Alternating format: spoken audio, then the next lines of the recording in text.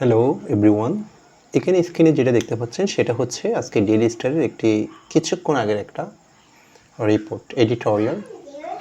আজকে আমরা এই এডিটোরিয়ালটা একদম এক্সাম ওরিয়েন্টেড, যেভাবে প্র্যাকটিস করলে অ্যানালাইসিস করলে আমাদের একদম সব কিছু প্রস্তুতি নিতে পারি, সব কিছু গ্রামারের ইনক্লুডেড যতগুলো এলিমেন্টস আছে সব কিছু আমরা ইনক্লুড করতে পারি। যেমন এখানে বলা হচ্ছে why impose higher bills on consumers। Impose মানে হচ্ছে যে যেটা কোনো হচ্ছে চাপিয়ে দেওয়া, এটা হচ্ছে দ্য ভার্ব, চাপিয়ে দেওয়া। এখানে যেটা বোঝায় হায়ার বিলস, হায়ার এটা হচ্ছে যে একটা কম্পারেটিভ ফর্ম, হাই থেকে হায়ার। কেন চাপিয়ে দিচ্ছে? উচ্চতর বিল, অধিকতর বিল অন কনজিউমার্স, ভোক্তাদের উপর, গ্রাহকদের উপরে। এই যে শব্দটাকে যদি আমরা বিশ্লেষণ করি, এটার ভার্ব হচ্ছে যে কনজিউম। তাহলে এটা কনজিউম ভার্ব থেকে কেন নাউন হয়েছে? এটা ভার্ব থেকে নাউন হয়েছে এই কারণে হয়েছে কারণ এই যে এটা প্রেপোজিশনের পরে নাউন হয়, তা ভার্বটিকে এখানে নাউন করেছে। কে ছাপিয়ে দিচ্ছে? অধিকতর বিল, উচ্চতর বিল মানে বেশি দাম। তাহলে এটা হচ্ছে একটা অবজেক্ট। ভার্বের পরে যখন অবজেক্ট থাকে, এই ভার্বটাকে বলা হয় এটা হচ্ছে একটা ট্রানজিটিভ ভার্ব। তাহলে ইম্পোজ এখানে এটা হচ্ছে একটা ট্রানজিটিভ ভার্ব এবং এটা প্রশ্ন করা হচ্ছে, এটা একটা ইন্টারোগেটিভ সেন্টেন্স। পরবর্তীতে বলা হচ্ছে পাওয়ার ডিস্ট্রিবিউশন কোম্পানিজ মাস্ট কাট দেয়ার কস্ট ফার্স্ট। মাস্ট এটা হচ্ছে একটা মডেল ভার্ব এবং ফাইনাইট ভার্ব। এটা যেহেতু ফাইনাইট ভার্ব, তাহলে সাবজেক্ট হচ্ছে দ্য পাওয়ার ডিস্ট্রিবিউশন কোম্পানিজ, এটা হচ্ছে দ্য ফুলটা সাবজেক্ট। এখানে ফুলটা সাবজেক্ট যখন একের অধিক ওয়ার্ড হয় তখন এটা একটা ফ্রেজ। সাবজেক্ট যখন কোনো ফ্রেজ হয় সেটা হচ্ছে দ্য নাউন ফ্রেজ। খুব সিম্পল, একটা ওয়ার্ড হলে নাউন সাবজেক্ট, একের অধিক ওয়ার্ড হলে সেটা নাউন ফ্রেজ। যখন একটা ক্লজ সাবজেক্ট হয় তখন এটা নাউন ক্লজ। ক্লজ কোনটা? যেখানে একটা ভার্ব থাকবে। এখানে যেহেতু ভার্ব না একাধিক ওয়ার্ড আছে তাই এটাকে ফ্রেজ বলেছি। মাস্ট এটা মডেল ভার্ব, মডেল ভার্বের পরে এখানে কাট এটা হচ্ছে দ্য B0 ভার্বের বেস ফর্ম। মডেল ভার্বের পরে সর্বদা মেইন ভার্বের বেস ফর্ম হয়। এই যে ডিস্ট্রিবিউশন শব্দটা, এটা ডিস্ট্রিবিউট থেকে ডিস্ট্রিবিউশন, ভার্ব থেকে নাউন। কোনো শব্দের পরে যদি টি থাকে, বিশেষ করে ভার্বের পরে, সেক্ষেত্রে ভার্ব নাউন করতে গেলে সংযুক্তি করে নাউন করতে হবে। অর্থাৎ এই যে বিদ্যুৎ বন্টন কোম্পানিজগুলা অবশ্যই খাট, এখানে খাটবে এরকম না। এই খাট মানে হচ্ছে এখানে হ্রাস করবে, যেটা ডিক্রিজ করবে, যেটা সিনোনিম হিসাবে যদি আমরা ইউজ করি, ডিক্রিজ হচ্ছে এখানে কি হ্রাস করা। এখানে আমরা বলতে পারি স্লো ডাউন হতো হ্রাস করা, সিনোনিম ফ্রেজ হিসাবে।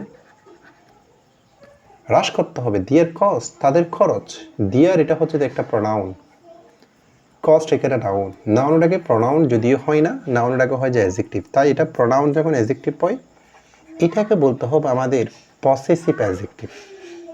পসেসিভ অ্যাডজেক্টিভ, প্রোনাউন যখন অ্যাডজেক্টিভের কাজ করে সেটাকে বলা হয় পসেসিভ অ্যাডজেক্টিভ, পসেসিভ প্রোনাউনের অ্যাডজেক্টিভ। তাদের খরচ অবশ্যই কমাইতে হবে। কস্ট এখানে নাউন ইউজ করা হয়েছে প্রথমেই। অর্থাৎ বিদ্যুৎ বন্টন যতগুলো কোম্পানি আছে প্রত্যেক এই কোম্পানিগুলোকে অবশ্যই তাদের খরচ কমাইতে হবে। ফার্স্ট প্রথমেই। কখন? প্রথমেই। Subject verb object, subject verb object বাদ দেওয়ার পর যদি এক্সট্রা কোনো অংশ থাকে সেটাকে যদি আমরা হাউ দ্বারা, ওয়াই দ্বারা এবং ওয়ার দ্বারা, হাউ দ্বারা প্রশ্ন করে যদি পাই, বুঝে নিতে হবে সেটা নিশ্চিত, সেটা হচ্ছে একটা অ্যাডভার্বিয়াল, মানে অ্যাডভার্ব বা অ্যাডভার্বিয়াল ফ্রেজ, এটা বুঝে নিতে হবে। এখন এটা অ্যাডভার্ব। পরবর্তীতেগুলো যদি আমরা একটু দেখি কি বলা হয়েছে।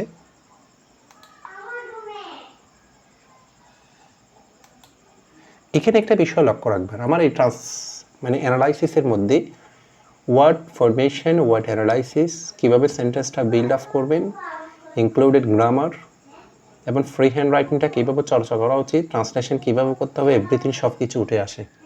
এখানে অনেকগুলো আমি ফিগার অফ স্পিচ, মেটাফরিক্যাল মিন বা লিটারেলি মিনিংও কিন্তু আনার চেষ্টা করব অর্থাৎ এখানে বলা হচ্ছে দ্য প্রপোজাল নাউন এই যে এটা আর্টিকেল সর্বদা অ্যাডজেক্টিভ হয় অ্যাডজেক্টিভের পরে কি হয় নাউন হয়েছে তাহলে এটা নাউনটা কীভাবে হয়েছে প্রপোজ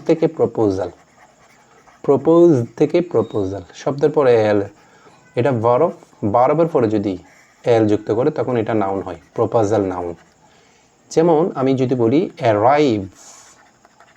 অ্যারাইভের পরে যদি এল যুক্ত করে তাহলে অ্যারাইভেল এটাও কিন্তু নাউন ভার্বের পরে কিন্তু আবার নাউনের পরে এল যুক্ত করলে যেমন ন্যাশন এটা হচ্ছে একটা নাউন ন্যাশনের পর যদি এল যুক্ত করা হয় তখন কিন্তু আবার এটা অ্যাডজেক্টিভ আচ্ছা যে প্রস্তাব place by the Bangladesh power development board BPDB Bangladesh এই যে সংস্থাটি মাধ্যমে যেটা উপস্থাপন করা হয়েছে এখানে প্লেস থেকে প্লেসড ভার্বের ফার্স্ট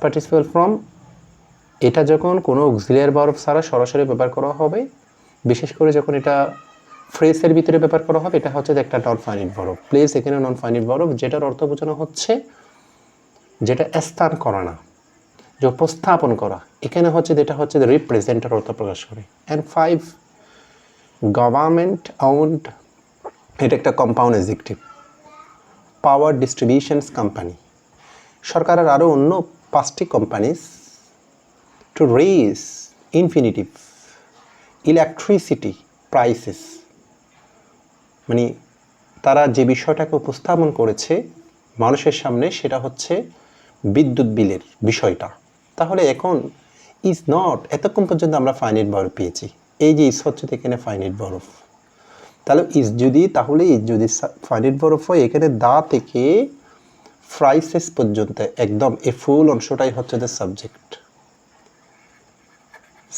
অনেক বড় একটা সাবজেক্ট এখান থেকে যে শিক্ষাটা কি সেটা কি এই যে প্লেসটাকে আমি ফাইনাইট ভার্বের উপর বলতে না করলে নন ফাইনাইট ভার্ব প্যাসিভ অর্থ প্রকাশ করছি এবং এন্ডের আগে একটা ফ্রেজ নাউন ফ্রেজ এন্ডের আগে একটা নাউন ফ্রেজ এবং 5 government it power distribution company সেটাও একটা noun phrase plus noun phrase এরপরে এন্ড অর্থাৎ এন্ডের আগে পরে same phrase same clause same words যেটাকে বলা হয় বাক্যের সমান্তরাল প্যারালাল স্ট্রাকচার যে দুইটা নাউন ফ্রেজ মিলে সিঙ্গেল একটা নাউন ফ্রেজ হয়েছে তাহলে ফুল একটা সাবজেক্ট অর্থাৎ একটা সেন্টেন্সকে ফ্রি হ্যান্ড রাইটিং আমরা বড় করার জন্য একটা ওয়ার্ডকে সাবজেক্টকে আমরা বিশাল একটা ফ্রেজও লিখতে পারি এইভাবে আমাদের সেন্টেন্সটা আমাদের সাবজেক্টটা আরও বেশি ইনফরমেটিভ হবে এই যে প্রতিষ্ঠানগুলো যে উপস্থাপন করছে ইলেকট্রিসিটি মূল্য বৃদ্ধির ইটস নট জাস্ট আনফেয়ার এটা অন্যায্য নয় শুধু but also an unimaginative return এটা অকল্পনীয়ভাবে এমন একটি প্রত্যাবর্তন টু ওল্ড প্লেবুক মনে হচ্ছে যে পুরাতন খেলার মতো আবার পুরাতন খেলার পুনরাবৃত্তি কথাটা খুব সুন্দর করে বলেছে এই যে বলেছে তাহলে এটা আগের প্লেবুক মানে একটা স্পোর্টসকে বোঝায় বিষয়টাকে বোঝানোর জন্য স্পোর্টের সাথে তুলনা করা হচ্ছে খেলা যখন বারবার সেম খেলা হয় সেটার সাথে বিদ্যুৎ বিল আগে যেরকম ছিল বাড়িয়েছে এখনও কিন্তু বর্তমান গভর্নমেন্টের অধীনে লাস্ট গভর্নমেন্টের মতো সেম অবস্থা এই যে এরকম কোনো কিছুর সাথে তুলনা করা দুটি ভিন্ন জিনিসের সাথে সেটা হচ্ছে যেটা হচ্ছে একটা ম্যাটাফোর এবং আর একটা বিষয় ওল্ড মানে আগের পুরাতন কিছুকে যখন রেফারেন্স করা হবে তখন এটাকে বলা হয় এলিউশনস এখন আসি এই যে এগুলাকে বলা হয় ফিগার অফ স্পিচ এগুলো যখন একটা বাক্যের মধ্যে ইউজ করা হবে বাক্যটা হচ্ছে সাহিত্যিক ভাষা পাওয়া যায় এটা আরও বেশি মিনিংফুল হয় কম লেখা আরও খুব ভালো নাম্বার পাওয়া যায় আচ্ছা যাই হোক যদি এখানে যদি বলি এই যে এটা নট অনলিটা কিন্তু এখানে উজ্জ্বল আছে এবং এটা হচ্ছে দ্য বাট অলসো তাহলে নট অনলি এই যে এখানে বলা হচ্ছে নট জাস্ট এটা হচ্ছে একটা লিঙ্ক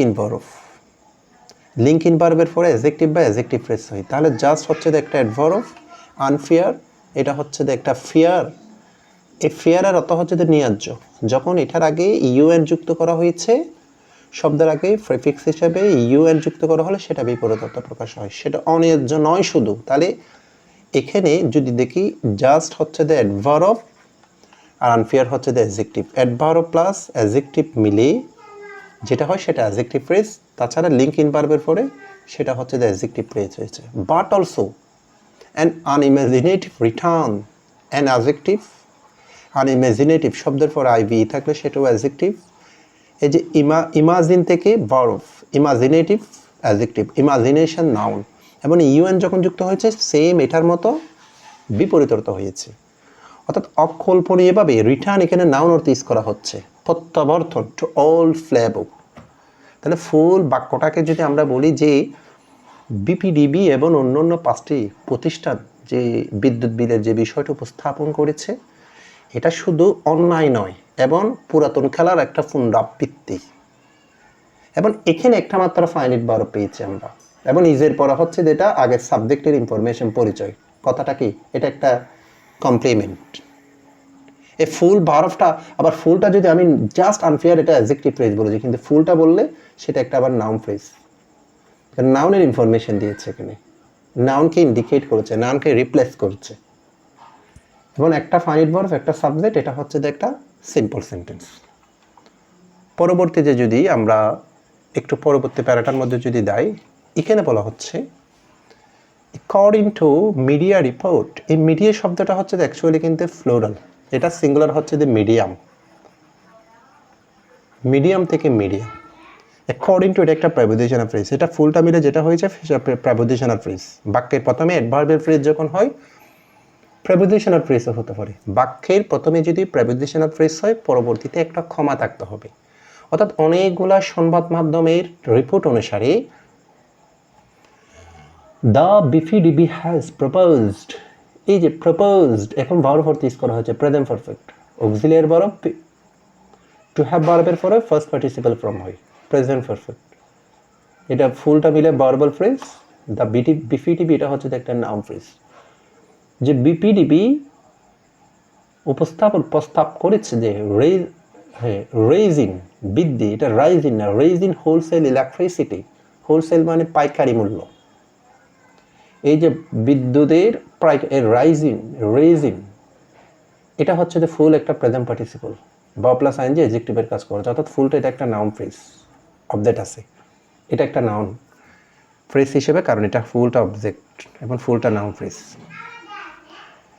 তাহলে বিপিডিবি এখানে বলেছে বাই 70-21%, অর্থাৎ পাইকারি মূল্যে বিদ্যুতের তারা প্রায় 17-21% প্রস্তাব করেছে। এই যে বাই, কোনো একটা পার্সেন্ট মূল্য অনুপাত ভগ্নাংশ বোঝাতে সবসময় বাই হয়ে ইউজ করা হবে, মাথায় রাখবা প্রেপোজিশন। ওয়াইল যখন বাক্যের মাঝখানে হবে তখন এটা অপর পক্ষে বোঝাবে, এবং এই ওয়াইলটা একটা সাবঅর্ডিনেটিং কনজাংশন হয়েছে, সেটা আমরা দেখব কনজাংশন কেন হয়েছে। অল 6 ডিস্ট্রিবিউট থেকে ডিস্ট্রিবিউটর, ভার্ব থেকে নাউন, কারণ 6 অ্যাডজেক্টিভের পরে নাউন হবে, তার ডিস্ট্রিবিউট থেকে ডিস্ট্রিবিউটার্স শব্দের পরে ও আর ই আর যুক্ত হলে সেটা ব্যক্তিকে ইন্ডিকেট করে। অর্থাৎ অন্যান্য বন্টনকারীরা, অন্যান্য সংস্থাগুলো যে 6টার কথা বলেছে ফার্স্টার, ইনক্লুডিং আধুনিক গ্রামানুসার এটা হচ্ছে একটা পার্টিসিপাল প্রেপোজিশন, এটার পর একটা নাউন ফ্রেজ আছে, প্রেপোজিশনের পরে নাউন ফ্রেজ। বিপিডিবি সহ আরও অন্যান্য ডিস্ট্রিবিউটরগুলো আর সিকিং, তারা অন্বেষণ করে, তারা বুঝেতে চায়, তারাও চায়। সিক মানে চাওয়াই কেনে, প্রেজেন্ট কন্টিনিউয়াস টেন্স। তাহলে ফাইনাইট ভার্ব পেয়ে গিয়েছি। তাহলে অল 6 ডিস্ট্রিবিউটার্স এটা হচ্ছে যে সাবজেক্ট। তাহলে বোঝাই যাচ্ছে যে অংশটার মধ্যে হচ্ছে যে ফাইনাইট ভার্ব আছে সেই অংশটা হচ্ছে একটা ক্লজ। তাহলে এখানেও একটা আমরা ফাইনাইট ভার্ব পেয়েছি। যখন দুইটা ক্লজ এরকম, দুইটা ফাইনাইট ভার্ব দুইটা ক্লজ মাঝখানে থাকলে এটা একটা কনজাংশন, দুইটা ক্লজ থাকলে সেটা এখানে কনজাংশন থাকবে। ওয়াইল এটা একটা সাবঅর্ডিনেটিং কনজাংশন, যেখানে থাকবে ঠিক তার পরবর্তী ক্লজটা সাবঅর্ডিনেট ক্লজ। একটা সাবঅর্ডিনেট ক্লজ হলে আরেকটা নিশ্চিত বুঝে নিতে হবে, এটা হচ্ছে যে এই অংশটা হচ্ছে যে একটা প্রিন্সিপাল ক্লজ, কারণ দুইটা সাবঅর্ডিনেট ক্লজ হয় না। তারা কি চাই? সিকের পর অটোমেটিকলি ইনফিনিটিভ হয়। তারা চায় টু রেইজ, বৃদ্ধি করতে, রিটেল প্রাইসেস, রিটেল মানে আবার খুচরা মূল্য, বাই 15-29%। তারা আবার খুচরায় কিন্তু বিপিডিবি সহ 15 থেকে 29%, অ্যাক্রস অল স্ল্যাবস।